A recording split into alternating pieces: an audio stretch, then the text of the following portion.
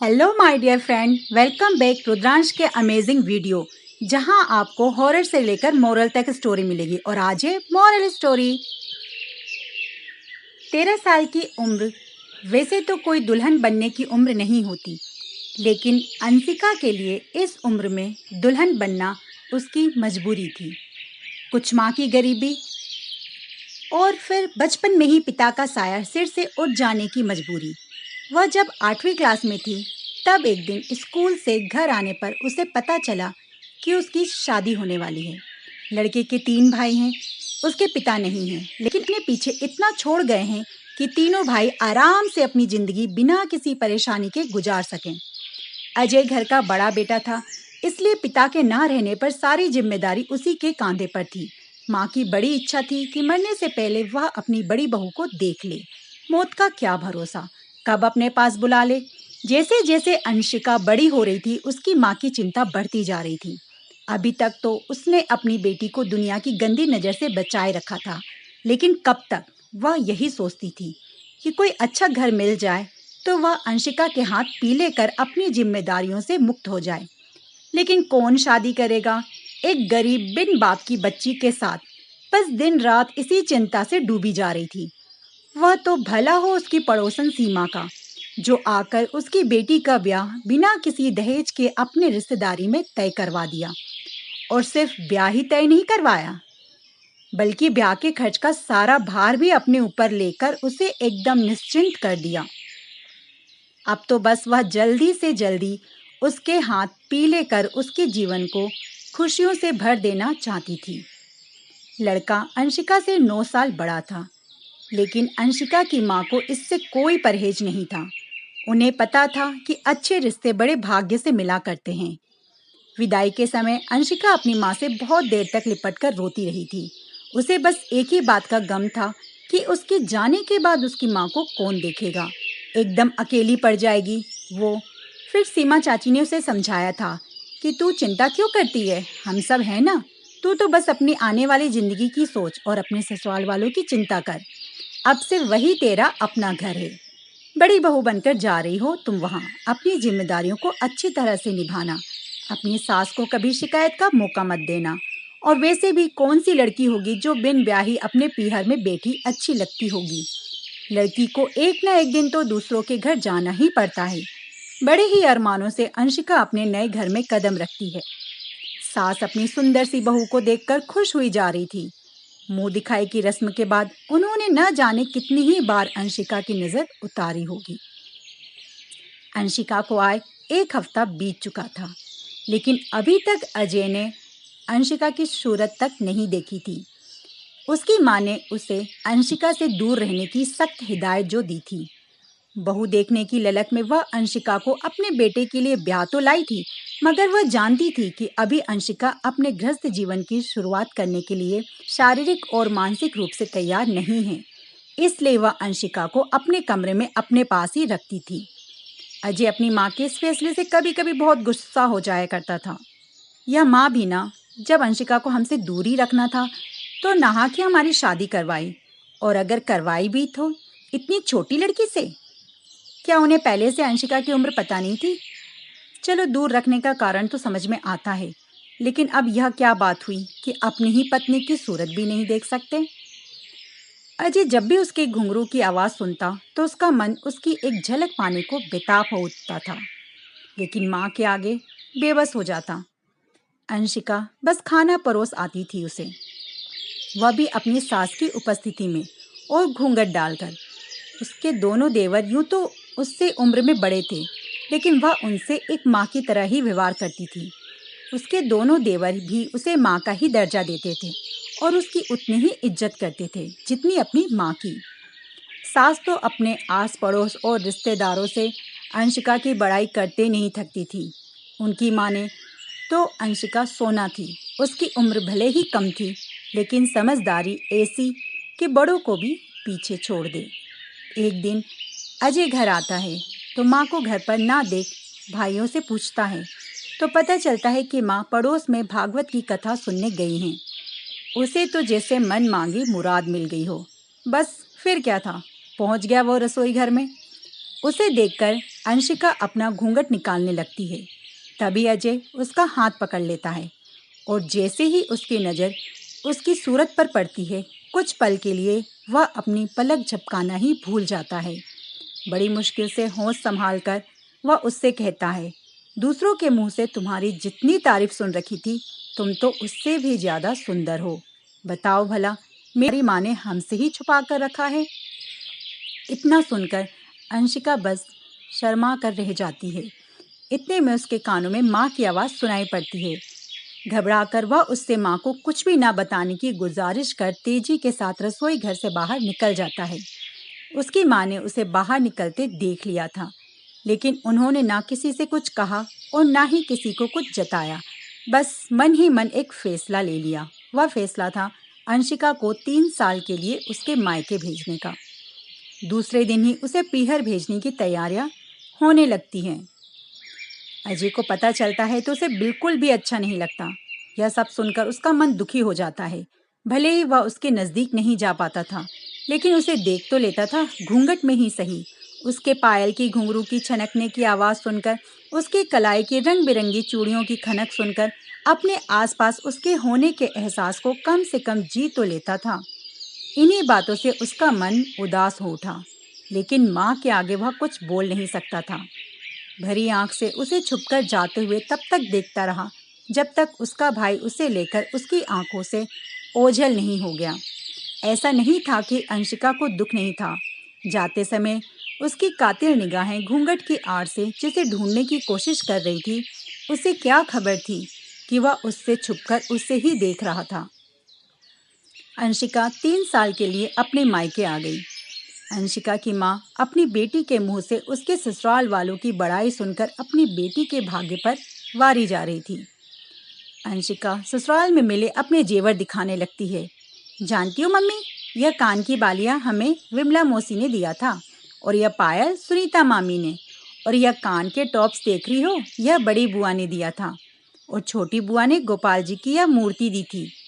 कह रही थी कि इन्हें अपने से दूर कभी मत करना, जो भी करना इनका नाम लेकर करना। अंशिका की माँ को उसकी बातों को बड़े गौर से सुनती जाती और हूँ हूँ करके मुस्कुराती जाती। और यह सोने के कड़े हमें माँ जी ने दिए थे। जानती हो, आते समय उन्होंने मुझे पूरे 10,000 भी दिए हैं। कह रही थी खुलकर खर्च करना, जरा भी कंजूसी मत करना, समय समय पर छोटे बेटे के हाथ रुपए भिजवाते रहेंगे। अंशिका की माँ बोली, इतनी समझदार और भली सास बहुत किस्मत से मिलती है। जरूर तेरे पूर्व जन्म के कोई पुण्य रहे होंगे जो तुझे इतना अच्छा घर और परिवार मिला। कहकर एक बार फिर से वह उसकी नजर उतार लेती है। अंशिका को आए 3 महीने हो चुके थे, लेकिन ससुराल की कोई खबर नहीं मिल रही थी। इधर बीते हफ्तों से अंशिका का मन बहुत व्याकुल हो रहा था। उसे अपने ससुराल की बहुत याद आ रही थी। रह रहकर वह उदास हो जाया करती थी। उसकी मम्मी उसके मन की व्यथा को अच्छे से समझती थी, लेकिन कर भी क्या सकती थी। फिर सीमा चाची ने अंशिका को सिलाई सीखने का सुझाव दिया। 2 घंटे के लिए ही सही, कम से कम इसी बहाने वो थोड़ा व्यस्त तो रहेगी और हाथ में कुछ गुड़ भी आ जाएंगे। यही सोचकर वहीं पास के ही सिलाई प्रशिक्षण केंद्र में अपना नाम डलवा दिया। एक दिन वह मम्मी के साथ बैठी थी कि तभी दरवाजे पर खटखट हुई। देखती है तो दरवाजे पे उसका छोटा देवर खड़ा था। वह उसे देखकर खुश होते हुए कहती है, अरे मम्मी, छोटे देवर जी आए हैं।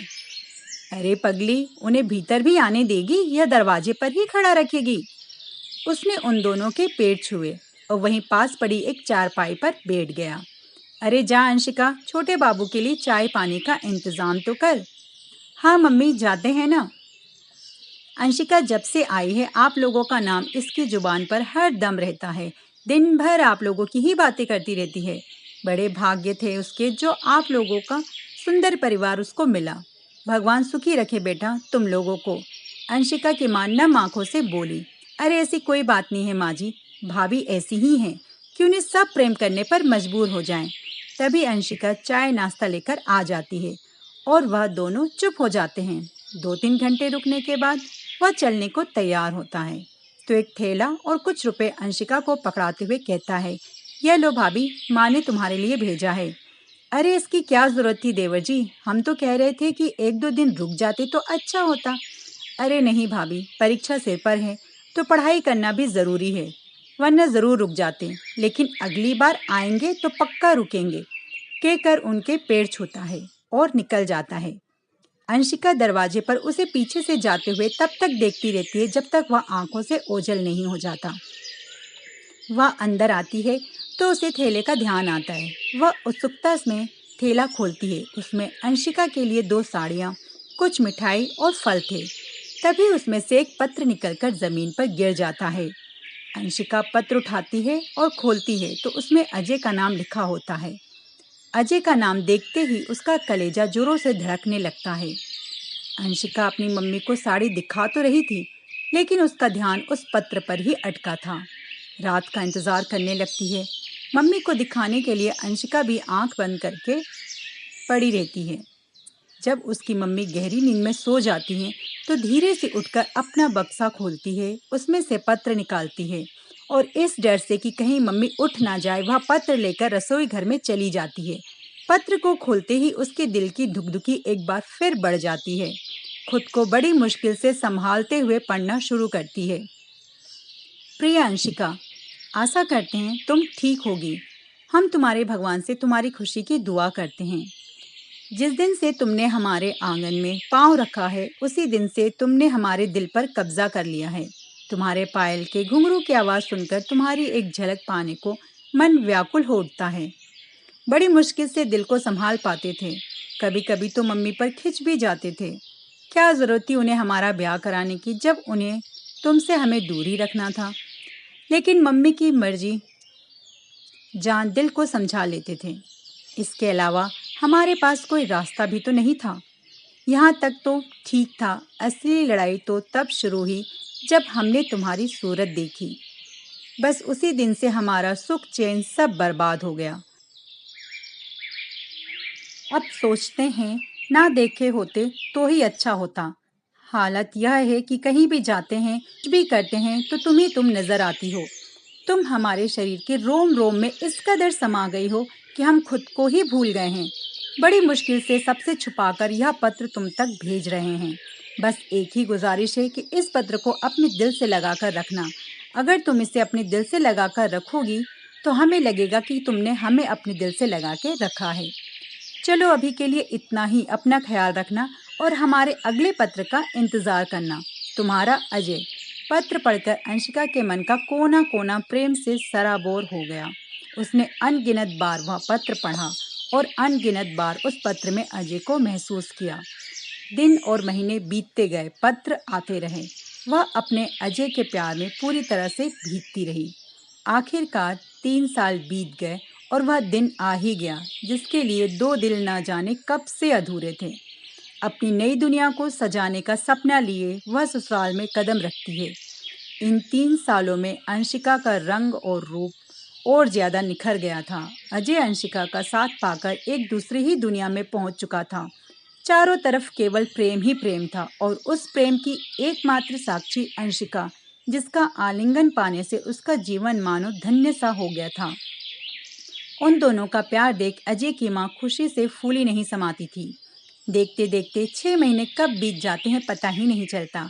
सास का दुलार, देवर का सम्मान और पति के प्यार ने अंशिका को उड़ने के लिए जैसे एक नया पंख दे दिया था। उसे लगता था कि यह वक्त यहीं ठहर जाए और वह इस वक्त को जीती चली जाए। अजय का इतना प्यार देख कभी कभी तो अंशिका डर जाया करती थी। उसने कितनों को ही शादी के कुछ सालों बाद बदलते देखा और सुना था। वह बस यही प्रार्थना करती थी कि हे प्रभु, इनके दिल में हमारे लिए प्यार हमेशा ऐसे ही बनाए रखना। समय धीरे धीरे बीत रहा था। सब कुछ ठीक ठाक चल रहा था। अजय की माँ को भी लगता था कि अब अंशिका के माँ बनने में कोई हर्ज नहीं है। उन्होंने इस दौरान कई बार अंशिका से इस बारे में खुलकर बात भी की। क्यों बहू, अब हमें दादी बनने का सुख कब दे रही हो? उनकी बातों को सुन अंशिका बस शर्मा कर रह जाती। समय पंख लगाकर अपनी गति से उड़ता जा रहा था। कहा जाता है बुरा वक्त जल्दी नहीं कटता और अच्छा वक्त कब बीत जाता है पता ही नहीं चलता। बस यही अंशिका के साथ भी था। देखते ही देखते कब 6 साल बीत जाते हैं उसे पता ही नहीं चलता।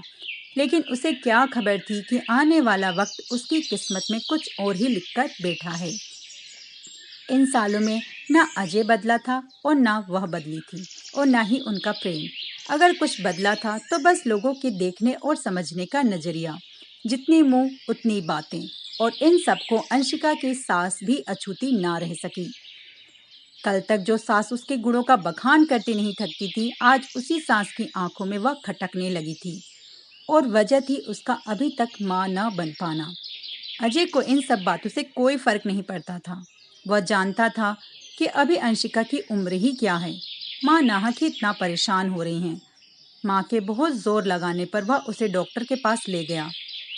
डॉक्टर ने सारा चेकअप करने के बाद कहा था कि देखिए, घबराने की कोई बात नहीं है, सब कुछ नॉर्मल है। कभी कभी ऐसा होता है कि लड़कियां माँ बनने में थोड़ा समय लेती हैं। आप अंशिका को थोड़ा समय दीजिए, वह माँ जरूर बनेगी। अजय की माँ ने भी सोचा, चलो जैसे इतना दिन इंतजार किया, 1-2 साल और सही। और इस बीच ऐसा कोई उपाय नहीं बचा था जिसे अजय की माँ ने आजमाया ना हो। पंडितों को दिखाना, मंदिर में जाकर मनौती मानना, हवन पूजा करवाना, यह सब कुछ करके उन्होंने देख लिया, लेकिन कोई उपाय काम नहीं आ रहा था। धीरे धीरे 7 साल गुजर गए। आखिर वह भी कब तक इंतजार करती, और उन्होंने अजय की मर्जी जाने बिना उसका दूसरा ब्याह भी तय कर दिया। लेकिन इस बारे में जैसे ही अजय को पता चला, उसने दूसरा ब्याह करने से साफ इनकार कर दिया। अजय की माँ ने सोचा, बहू से बात करनी होगी। वह अंशिका को समझाने के इरादे से उसके पास जाती हैं। देखो बहू, तुम्हारे अंदर कोई कमी नहीं है। हम जानते हैं कि तुम एक अच्छी बहू होने के साथ साथ एक अच्छी जीवन संगनी हो। यह तो हमारा ही कोई पुण्य प्रताप रहा होगा जो तुम हमारी बहू बनकर इस घर में आई। लेकिन शादी या केवल पति पत्नी या सास बहू के रिश्ते तक सीमित नहीं होता। एक गृहस्थ जीवन तभी सार्थक माना जाता है जब एक औरत अपने पति को बाप बनने और अपने ससुराल को उनका वंश आगे बढ़ाने का सुख दे सके। अभी तक तो हम सोच रहे थे देर सवेर हो सकता है कि तुम हमारी इच्छा पूरी कर दो, लेकिन 9 साल बीतने को है। अभी तक न जाने भगवान कहाँ रूठे बैठे हैं। देखो, हम तुम्हारा दुख समझते हैं, लेकिन क्या करें, हमारी भी मजबूरी है। हम नहीं चाहते कि हमारे अजय को कोई बिन औलाद का कहे, और हमें पता है कि तुम भी यह नहीं चाहती होगी। अब हमारी बात तो अजय सुन नहीं रहा, लेकिन हमें विश्वास है कि तुम उसे जरूर मना लोगी। वह तुमसे इतना प्रेम करता है कि तुम्हारी बात कभी टाल ही नहीं सकता। उसे उसके दूसरे ब्याह के लिए राजी कर लो। बड़ा उपकार होगा तुम्हारा हम पर। देखो, हम तुम्हारे आगे हाथ जोड़ते हैं। यह आप क्या कर रही हैं माँ जी? आपको हमारे आगे हाथ जोड़ने की कोई ज़रूरत नहीं है। हम बात करेंगे इनसे। जुग जुग जियो बहू। अंशिका ने अपनी सास से कह तो दिया, लेकिन यह वह जानती थी कि जिसे उसकी सास ने इतनी आसानी से कह दिया, वह उसके लिए मौत को गले लगाने से कम नहीं था। उसकी आंखों से आंसुओं की धारा फूट निकली। उसे कुछ समझ में नहीं आ रहा था कि वह करे तो क्या करे। और तभी उसे अपनी बुआ सास की वह बात याद आती है जो उन्होंने उसे गोपाल जी की मूर्ति देते हुए उससे कही थी कि जब कोई रास्ता नजर ना आए तो इनको पुकारना, यह जरूर कोई ना कोई मार्ग दिखाएंगे। वह गोपाल जी की मूर्ति हाथ में ले लेती है और उनसे शिकायत भरे लहजे में कहती है, यह हमें किन दो राहों पर लाकर खड़ा कर दिया है प्रभु। अब आप ही बताओ, हम क्या करें। कौन पत्नी अपने मुंह से अपने ही पति से उसके दूसरे ब्याह की बात करेगी, और वह भी ऐसा पति जो उसे इतना चाहता हो। आपने हमें औरत तो बनाया, लेकिन पूरी औरत बनाना भूल गए। माँ बनने के बाद ही एक स्त्री संपूर्ण होती है। प्रभु, हमने आज तक आपसे कुछ नहीं मांगा। जैसे इतना दिया है, वैसे एक ही कृपा और कर दो प्रभु। या तो हमारी झोली ममता से भर दो, या तो हमें मौत दे दो। इतना कहकर अंशिका फूट फूट कर रोने लगती है। ठीक उसी समय अजय के आने की आहट सुन वह रोना बंद कर अपने आंसुओं को जल्दी जल्दी पोंछने लगती है। अजय कहता है, तुम रो रही हो? अंशिका, क्या हम जान सकते हैं तुम्हारी इन खूबसूरत आंखों में यह आंसुओं का सैलाब क्यों है? अंशिका बोली, आपको क्या लगता है हमें पता नहीं है कि अंदर ही अंदर आपको पिता ना बनने का दुख कितना सताता होगा?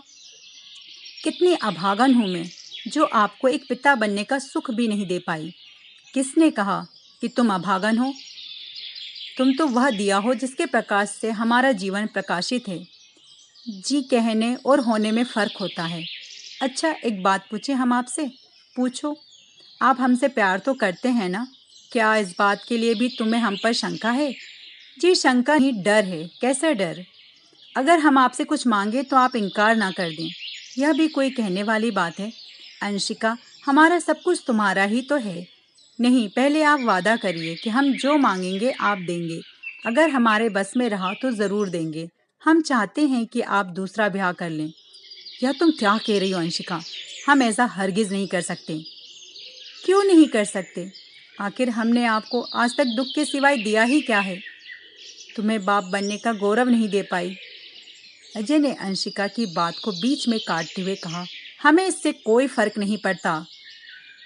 आपको नहीं पड़ता होगा, लेकिन हमें पड़ता है। इसलिए हम चाहते हैं कि आप दूसरा ब्याह कर लें। अपने लिए ना सही, इस परिवार के लिए, माँ जी के लिए, हमारे लिए। तुम ऐसा सोच भी कैसे सकती हो कि हम तुम्हारे अलावा किसी और को अपनी जिंदगी में लाने के बारे में सोच भी सकते हैं? क्या इसी दिन के लिए हम तुम्हें ब्याह कर लाए थे? तुम्हारे साथ फेरे लेते समय 7 वचन भी लिए थे। हमें कोई बच्चा नहीं है तो इसमें तुम्हारा क्या दोष? क्या एक औरत का अस्तित्व एक बच्चे तक ही सिमट कर रह जाता है? उसका खुद का कोई वजूद नहीं होता? बच्चे तो भगवान की देन होते हैं, उसके लिए कोई स्त्री कैसे जिम्मेदार हो सकती है?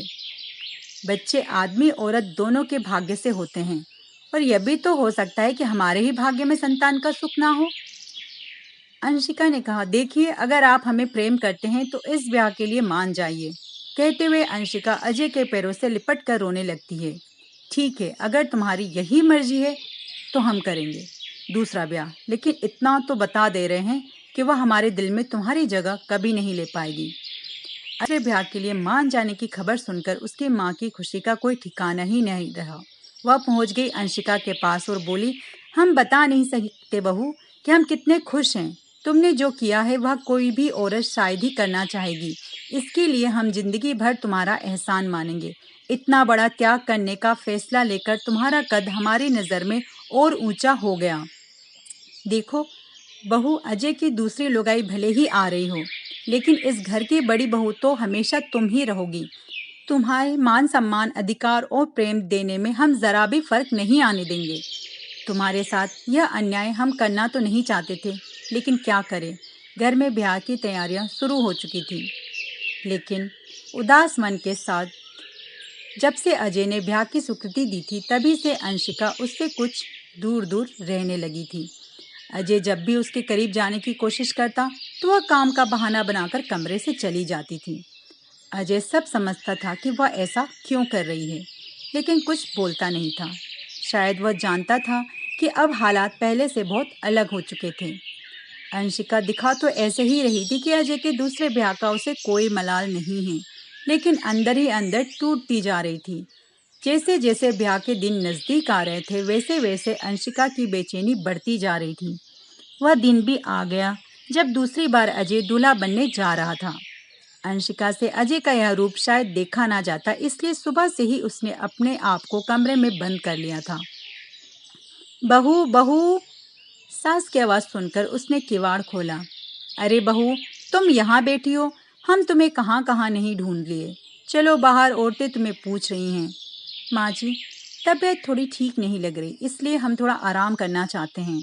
कहते कहते अंशिका को चक्कर आ जाता है। अरे अरे, तुम्हारी तबीयत तो सच में ठीक नहीं है। तुम आराम करो, हम अभी डॉक्टर को बुलवाते हैं। कहते हुए उसे पकड़कर बिस्तर तक ले जाती है और बाहर आती है और अपने छोटे बेटे को डॉक्टर बुलवाने भेजती है। उसकी तबीयत का सुन अजय परेशान हो गया था। उनमें से किसी ने कहा, अरे कुछ नहीं, ब्याह वाला घर है, काम की अधिकता की वजह से ऐसा हुआ होगा। एक बात तो है अजय की माँ, तुम्हारी यह बहू तो सोना है। देखो दूसरी कैसी आती है। इतने में डॉक्टर आ जाती है, चेक करके बाहर निकलती है। देखिए, घबराने वाली बात नहीं है, यह पेट से है। इस हाल में ऐसा होना लाजमी है। यह क्या कह रही हैं डॉक्टर साहिबा? एक बार फिर से तो कहिए। जी, आपकी पत्नी माँ बनने वाली है। अंशिका के माँ बनने की खबर सुन अजय खुशी से पागल हो जाता है। सुन रही हो माँ, हमारी अंशिका माँ बनने वाली है। चारों तरफ खुशी की लहर दौड़ जाती है। एक औरत के लिए इससे बड़ा दुख और क्या हो सकता है कि वह अपने जीते जी अपने पति को अपनी आंखों के सामने किसी और का होते हुए देखे।